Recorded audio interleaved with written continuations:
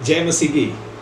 शीघ्र ही आने वाला प्रभु यीशु मसीह के नाम में आप सबको प्यार भरा मसीह नमस्कार। स्वागत है इस कार्यक्रम में। आज की रोटी, आज हम क्षमा करने के विषय में प्रभु के वचन से कुछ वचनों को पढ़ेंगे।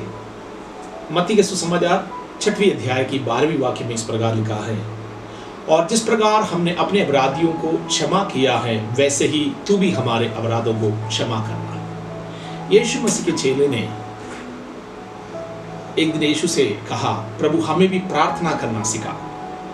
प्रार्थना हर एक मनुष्यों के जीवन में प्रार्थना बहुत ही जरूरी है। तो यीशु मसीह ने एक प्रार्थना अपने चेलों को सिखाया। उस प्रार्थना इस प्रकार हम जानते हैं, लॉर्ड्स प्रेयर।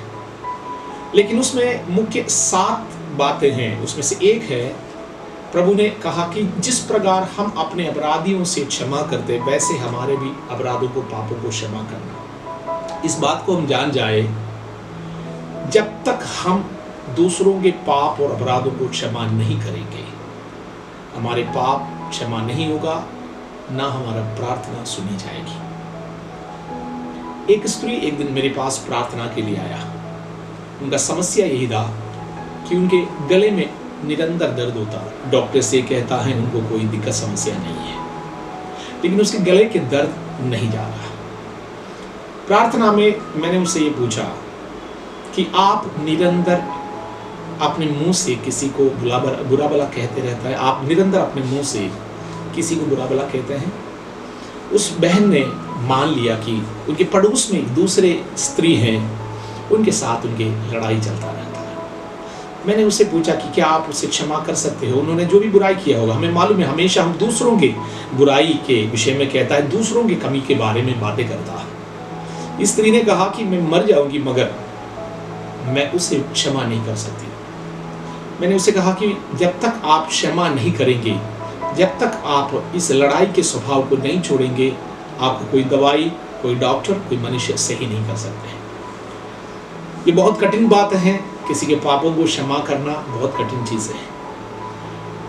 उस स्त्री ने उस दिन जाकर उनके पड़ोस में जो बहन थे उससे बातचीत करी, क्षमा की, उनका लड़ाई के समाप्त हुआ। अगले दिन मेरे पास आकर कही इस प्रकार, पास्टर जी जिस मिनट मैं अपने पड़ोसी से बात कर रहे थे, मेरे गले में जो दर्द था वो धीरे धीरे समाप्त हुआ। अब मैं बिल्कुल ठीक हो गई। प्रभु के वचन में बड़ा सामर्थ्य है। जब तक हम क्षमा नहीं करते हैं, हमारे क्षमा किए हुए पाप भी वापस हमारे जीवन में लागू हो सकता है। यीशु मसीह अपने चेलों को एक दृष्टांत दिया। कहा एक राजा एक दिन अपने सेवकों को सबको बुलाया, और जितने भी लोग उनसे कर्ज ले रखे थे, उनके कर्जदार रहे थे, उसे कहा कि उनके मूल ब्याज समेत वापस लौटाने के लिए। एक व्यक्ति वो उस राजा से कई लाखों में रुपया ले रखे थे उधार में, और उस व्यक्ति ने कहा कि राजा मैं नहीं कर पाता हूँ। राजा ने कहा कि तुझ पर दंड आएगा। लेकिन उस मनुष्य ने गिड़गड़ाया, राजा से माफी मांगा, कहा मेरे पास मेरे परिवार, मेरे बच्चे, इसके अलावा मेरे शरीर के अलावा कुछ नहीं, हम मेहनत करके आपके आखिरी पैसा तक हम चुकाएंगे। ये राजा तरस खाया और उस सेवक को कहा, उस दास को कहा, तुम जा सकते हो, तुम स्वतंत्र हो। राजा ने उसके बड़े कर्ज माफ किया। लेकिन जैसे वो बाहर निकला, उसने देखा उनका एक संगी दास जो कुछ पैसा कुछ दिन पहले इस दास से ले रखा था, वो दूर से आ रहा। ये जाकर उससे कहा कि मेरा पैसा लौटा दे। लेकिन दूसरा दास ने कहा, मेरे भाई कुछ समय और मुझे दे, मैं आपके पैसा वापस छुड़ाऊंगा। लेकिन ये जो दास राजा ने जो माफ किया है, उसने इस संगी दास को बंदी गृह में बंद करवाया और उसको सताया। जब राजा को ये बाद में पता लगा, जब राजा को बाद में इसके विषय में सूचना मिला, राजा उस दास को जिसका कर्ज माफ किए गए थे उसको वापस बुलाया और कहा, आखिरी पैसा तक जब तक तू नहीं चुकाएंगे तू बंदी गृह में होगा। तेरा कर्ज मैंने माफ किया था, वो मैं फिर से तेरे ऊपर लागू करता हूँ। यीशु मसीह ये दृष्टांत क्यों कहा?